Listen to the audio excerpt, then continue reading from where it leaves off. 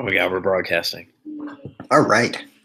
Live from my own TV station. Steve Ginty here. Okay, so we're back here with another experiment. I've looped Steve in this time. You know, he was naturally inclined to say no. He was afraid that the Russians might get him, but I convinced him to join me. Fake news. Yeah, so my name's Brandon Dixon, co-founder of PassiveTotal, along with Steve here on the other side. And what we wanted to do was, I think it was like 2 weeks ago, I was sitting in my house and saw an opportunity to take some open source intelligence and use our platform, PassiveTotal, and all the data that RiskIQ has been able to collect to create an investigation and give people a sense of what goes through my mind as an analyst when performing an investigation. So we saw that that was pretty successful, though extremely long, and we're not trying to do it this long this time. And so I wanted to get Steve here because I think him and I go back and forth quite well. You know, it's what made the platform successful. And, you know, what was particularly interesting is that beyond someone else's open source intelligence, Steve had actually found something pretty interesting related to the Russians.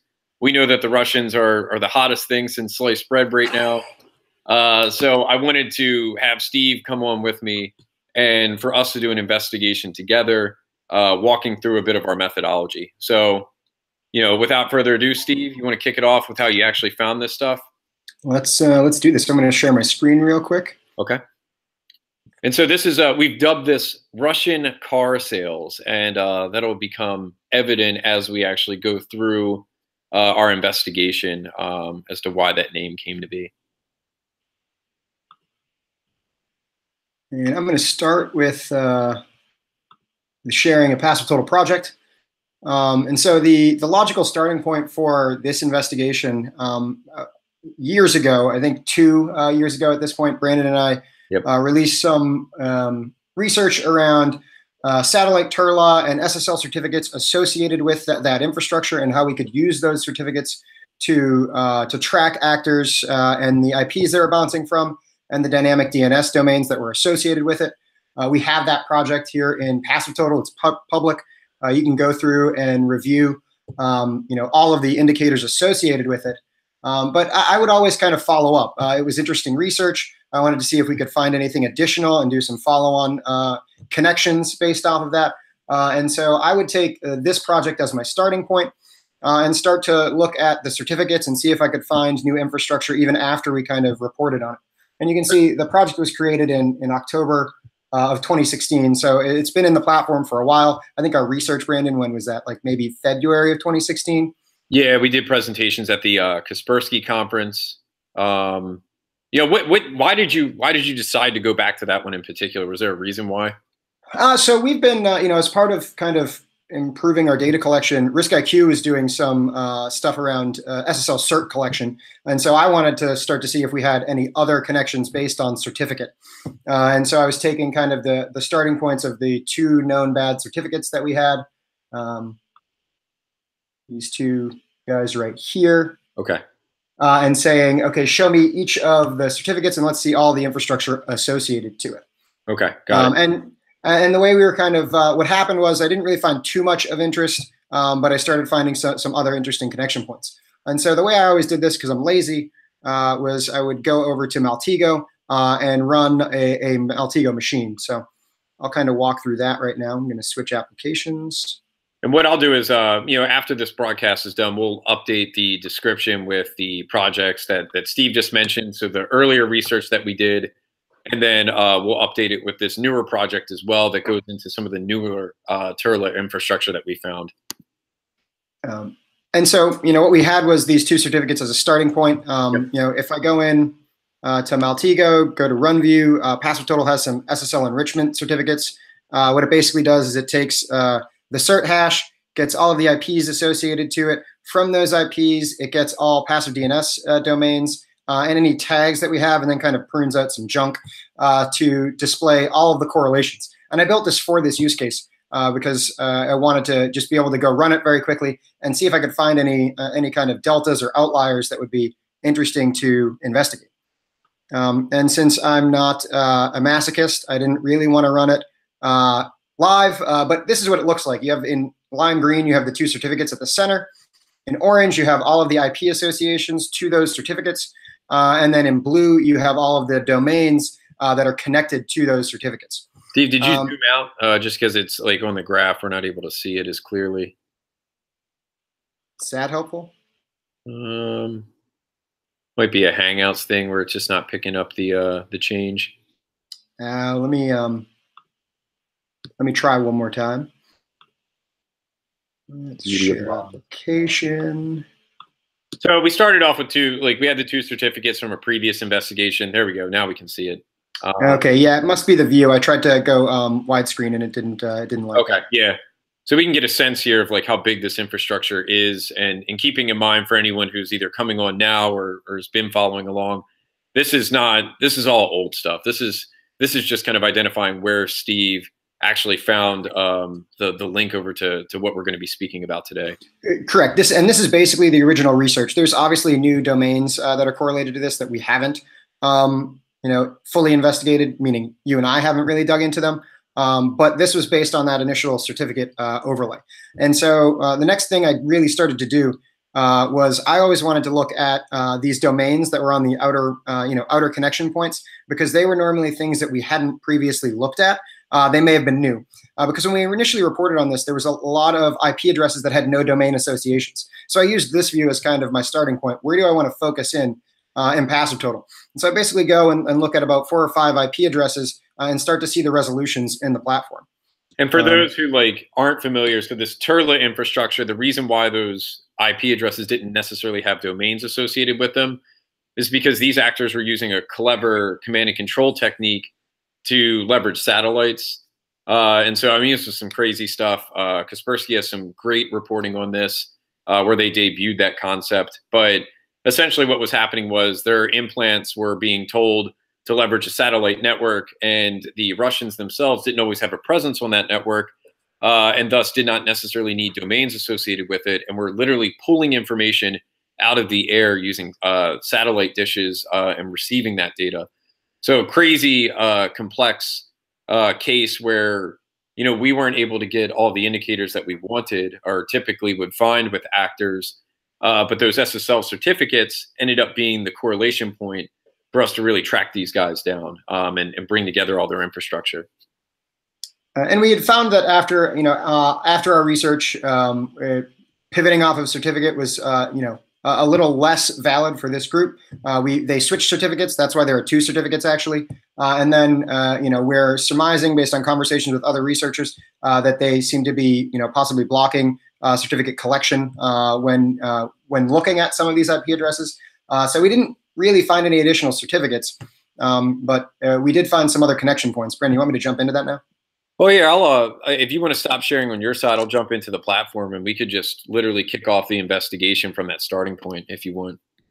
Okay, yeah, let me highlight 2 things though. I think one of the things that was interesting was I really only found this kind of just rummaging around the platform. This is one of those IP addresses that I started to look at, and you can see very quickly without the classifications, here are a couple domains that we hadn't previously observed or classified in our project.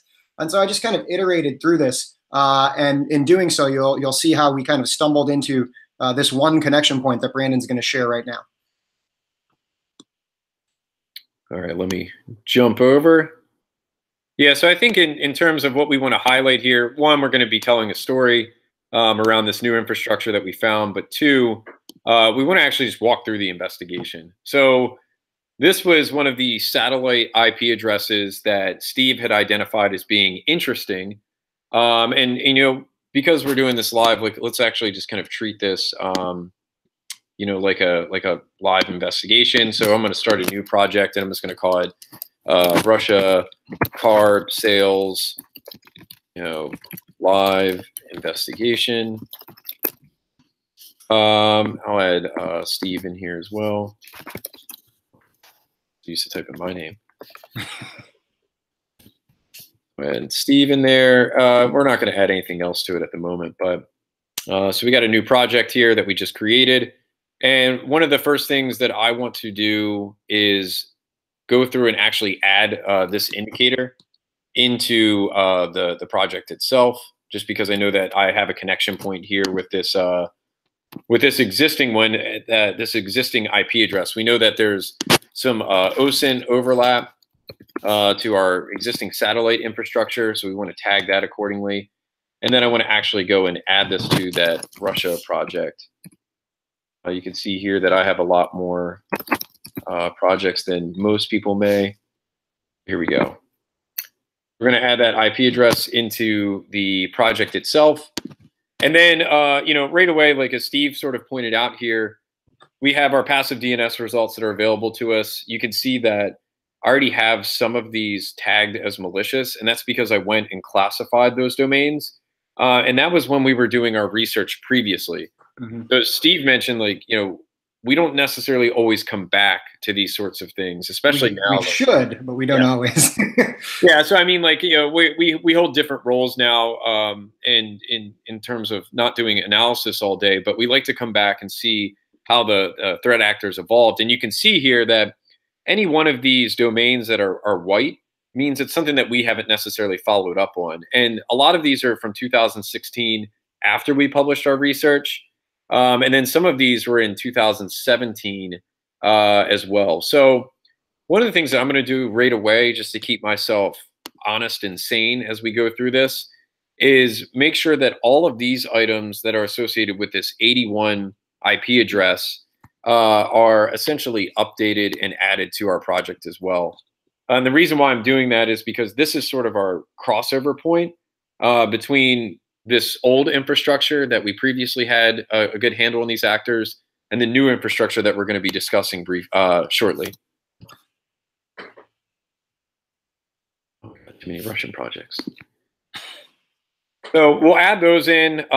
You know, Steve mentioned the concept of the certificate.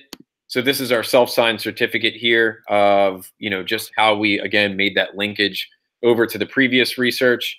And then, you know, if we want to, we can go and click on the projects tab inside of the platform as well.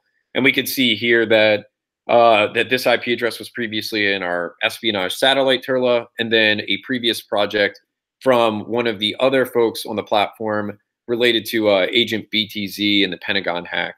So right away, like, we already know that this thing's bad. We know that the resolutions associated with it are something that are likely associated with the Russians. All dynamic DNS domains. Yep. So dynamic DNS, you know, something that we had observed previously with the Turla campaigns.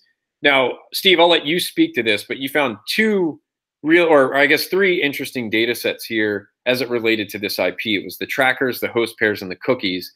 What was it that you found here that made it particularly interesting?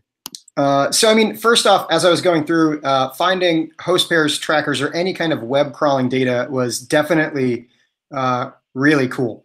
And so you could see that right here we have some host pair connections to some what appears to be legitimate infrastructure, some DoubleClick, and some C-static images. All of this seems to be associated with some car carousel stuff. And we have some timeline. First seen November 6, 2017. Last seen, it appears the beginning of this year.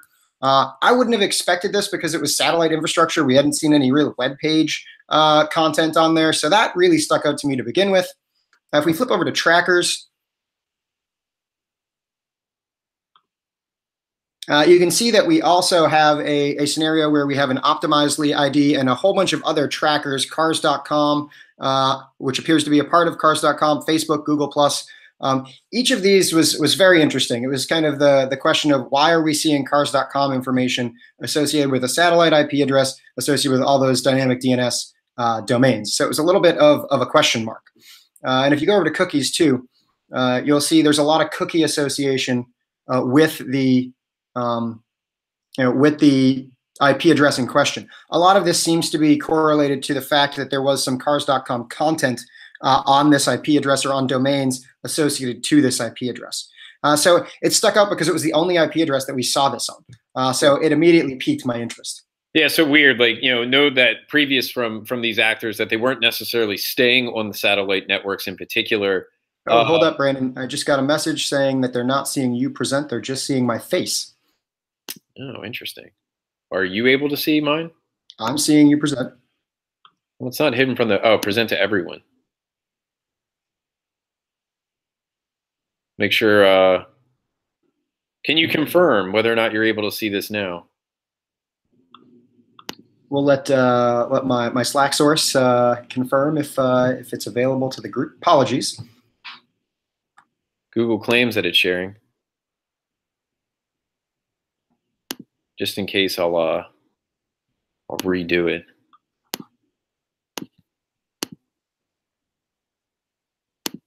There we go. I don't think I presented it to everyone. I think so. Google is extra careful when it comes to live broadcasting. There's a little prompt up top there that says, "Make sure you know."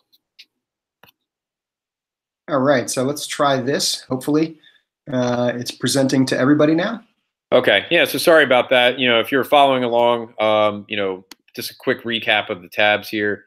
We got our 81 address. It's associated with satellites. I went through and added all these domains, dynamic DNS ones. We have a combination of malicious infrastructure and non-malicious, or ones that we had previously not seen. Steve talked about the interesting trackers here that were showing connections to what appeared to be cars.com. We took a look at the host pairs, which in this particular case was referencing that this IP address was then referencing these child web pages to get content.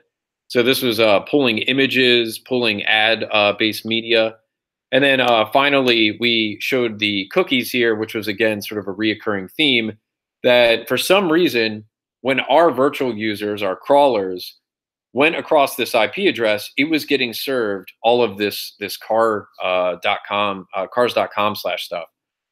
So, what was interesting here is why would that show up? We know that previously that these actors were really kind of pulling information out of the air. They didn't necessarily have a presence on the satellite network. And so what was the deal? Well, I think we can click on any one of these IDs for cars.com and we'll end up in an interesting spot. But to sort of short circuit that, to me as an analyst, the most unique thing that we're looking at here is this Optimizely ID. And so that's probably where I want to focus my attention. So I'm going to run a query and pivot on that. And what we're going to see here is what Steve found to be particularly interesting. Still getting some messages, Brandon, that it is just my face. I know, it's a good-looking face, but apparently people can't see us presenting the content on the screen. So weird. Or you want to try presenting it on your side? Yeah, let me try that.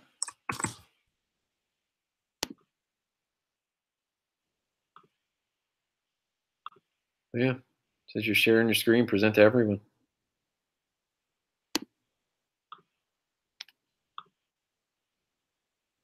So I can see your screen. I can see that you're presenting to everyone. It's not hidden from the broadcast. And now we see it. Weird. So I guess for some reason I'm not able to broadcast. Okay, well, sorry about that. So again, let's run through it. Apologies, beauty of live stuff. So appreciate anyone who stayed on. So let's start at the top.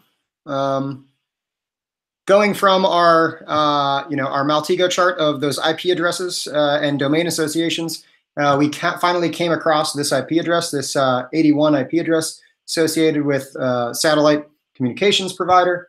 We saw some overlap there and really wanted to dig in. As we were kind of talking to, you can see the domains that are highlighted based on our previous research. So they're highlighted as malicious. So we've viewed them. We know that they're malicious. And now the question was, as we were kind of talking to, we want to dig in further and see, what is going on here. I'm going to kind of flip through all of the tracker components, cookies that we kind of talked to a minute ago. But the thing that really stuck out was we had our certificate overlap here. So our self-signed internet widgets certificate that associated to our previous research. We have the projects here that we know connect this to our original Turla research and some other research in the platform. We can see a public project around Agent BTZ. You can see our live investigation project that Brandon just created as he was talking. You can see some other things that we've been sharing and leading up to this of doing some investigations. So we have a whole bunch of different intelligence based around the fact that this IP address is malicious. And as I was saying, what stood out was it was the only time I had really seen any of our web crawling data populated as I was digging around. So it was kind of a just something we stumbled into.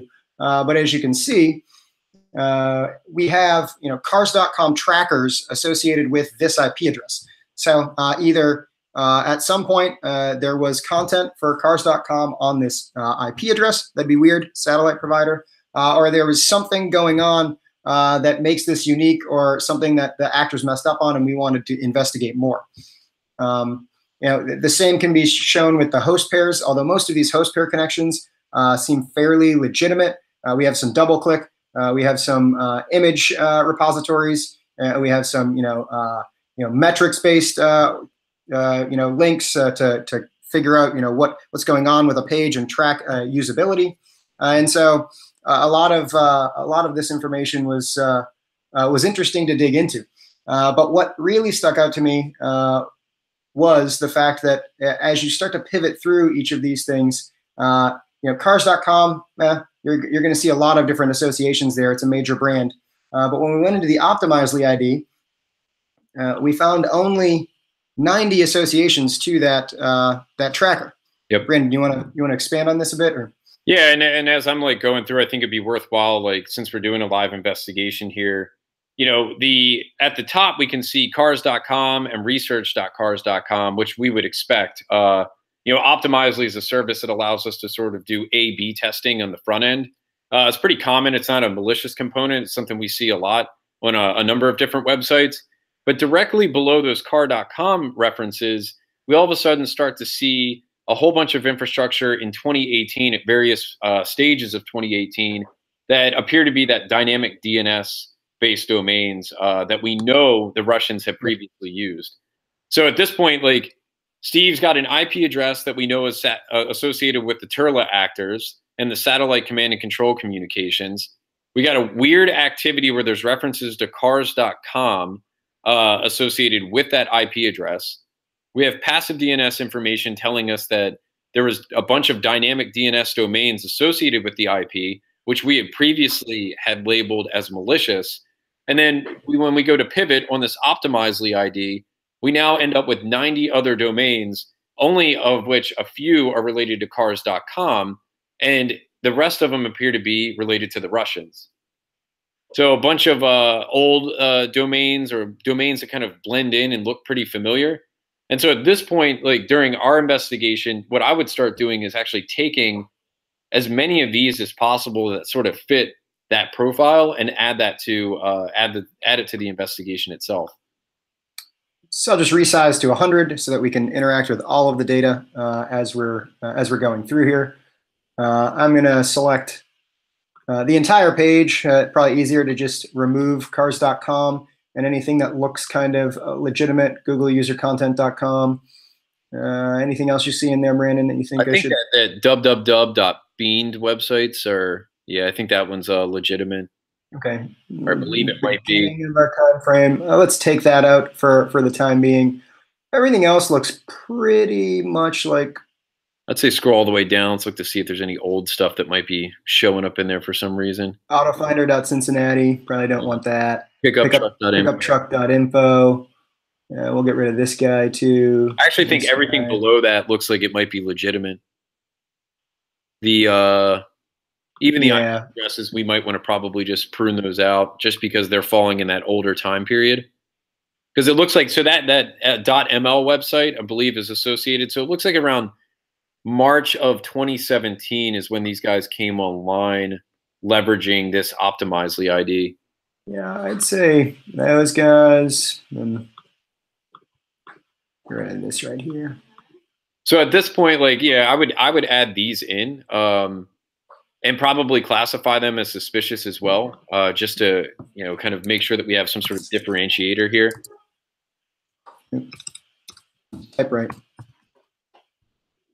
It's like the fifth one, I believe. Yeah, it may not have projects. All right. Yeah. No, it may not have loaded. Let me refresh the page because I had this pre-populated. Yep. We'll go back through that exercise again. Yeah, so I mean, like the reason why we named this Russian car sales is because what it looked like, and what we're later going to discover is it seems that the Russian actors associated with Turla had made a mistake in all of a sudden using cars.com related to their infrastructure. And so what we're seeing here is a bunch of their infrastructure being associated with a cars.com optimizedly ID, which we know to be legitimate. And, I think the next step is trying to figure out why that's the case. What exactly happened here?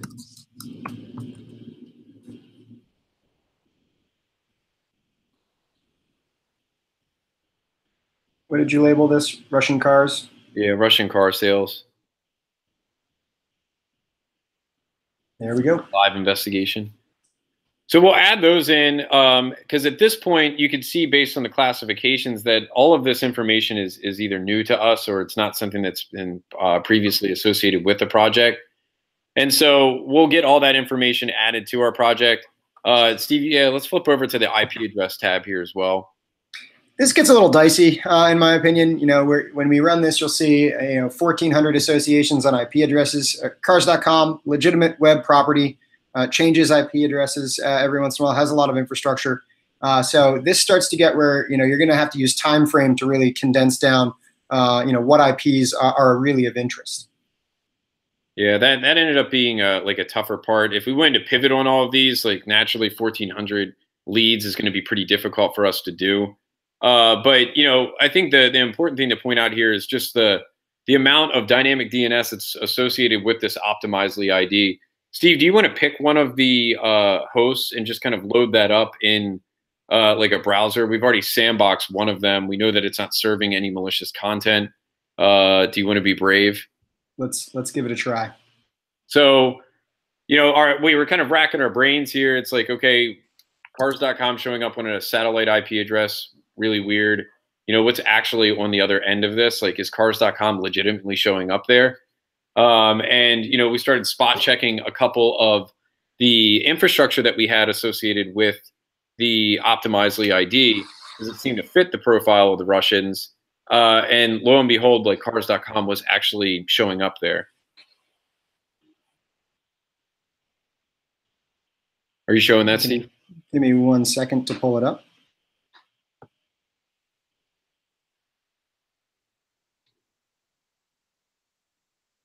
Yeah, so it's not exactly clear why they decided to do that and what the decision around that was. But what's particularly interesting is that what the actors effectively did for us was correlate all of the activity into one location.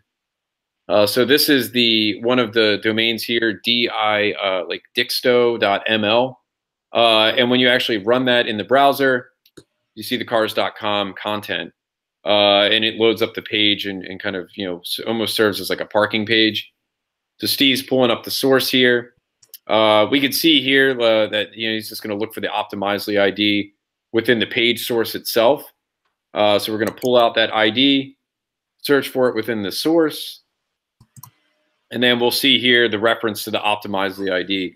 So the way in which RiskIQ is getting this information is when our virtual users are going out and crawling the web, we're pulling down this content, marking the association, and then we have thousands of rules that are extracting unique IDs like this.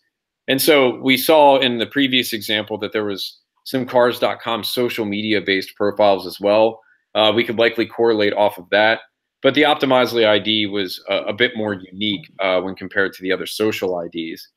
But effectively what the Russians have done is by virtue of putting a decoy page or copying this media content, they've essentially allowed us to correlate all their infrastructure. And so what I think is pretty unique about this is that, back in 2016, we had this correlated with SSL certificates. We were able to follow along as new IP addresses came online. We used passive DNS to surface any sort of dynamic DNS infrastructure that was associated with that. And then that lead sort of went away. Either the Russians got wise to what it is that we were using to track them, or what other researchers were doing, potentially scanning their infrastructure too much, and we lost that visibility. And there's a balance here between intelligence and what it is that you choose to talk about. But we wanted to bring this to light because it's been several months now, and we thought it was a particularly interesting case and a good one to highlight. They correlated all their infrastructure, and I think what we end up with after we sort of go through all the different leads is well over 230, I believe, domains, dynamic DNS domains, associated that's right, guys, all in one spot. And I think the thing to point out is what's interesting is we're collecting a lot of data. We're trying to present it to analysts to give you kind of leads to investigate. And I wouldn't have expected this to actually be useful. So I was really surprised when we saw it. And we're seeing this work not only in this espionage space, but even in cybercrime areas where you can track actors who are doing something very similar, copying web page content and not removing these legitimate tracker IDs. So it's certainly been a valuable methodology for me in my analysis, and one we really kind of wanted to highlight. Yeah, so I mean, I think honestly we could wrap up pretty quick. The investigation was almost that simple. One pivot on open source intelligence, that IP address that Steve had identified. The second pivot being the presence of that Optimizely ID, which we're looking at here. And the third being to collect all the domains that were associated with that and screening through the IP addresses in order to find other dynamic DNS domains that match that profile. And so what we'll do after we stop the broadcast here is actually update the description of the video, include the project that has all the groomed information that we went and collected and talked about in this video. And maybe edit out some of the dead air time, a couple things. I don't know if we'll be able to cut it out, but at least it was a lesson learned here that, live presentations, Google lied and said we were presenting when we weren't. But, I think it just goes to show how simple it is to really conduct some of these investigations, or how one simple mistake by the actor can really lead to a case that we find almost all of their infrastructure, or a pretty sizable amount of it, that was previously unknown to us. Do you have any parting thoughts, Steve? No, I mean, I think I think this was interesting. I like kind of walking through my brain and when I do investigations, because oftentimes I think you and I take for granted. I use a lot of this data often, and sometimes if you're not looking at it or kind of trying to come up with these types of theories, it can be hard to figure out, what you're exactly looking at, and so always digging through these types of connection points is helpful. I think one of the biggest takeaways I always have is frequency. RiskIQ collects a lot of data. When you're in the platform and you're seeing kind of these low frequency events, in this case, an Optimizely ID that connects 90, web properties together, even if they aren't, even though those kind of stuck out as being dynamic DNS and probably not legitimate, it's an easy way to kind of figure out if you as an analyst want to dig down into that. 90 associations across all of our data that we collect is pretty low. Yeah. Yeah. Well, thanks for jumping on, risking your life with me. Appreciate it. And, if these end up being successful again in the long run, we get some value out of it, we want to keep doing them. So if you have any comments, questions, feedback, apart from the snafu with the live sharing, we're more than happy to take that into account and do these in the future. So thanks for anybody who attended this. If you have any comments, feel free to message us. We'll host the video online. Keep a look at the description for the project that we mentioned. And happy hunting. See you.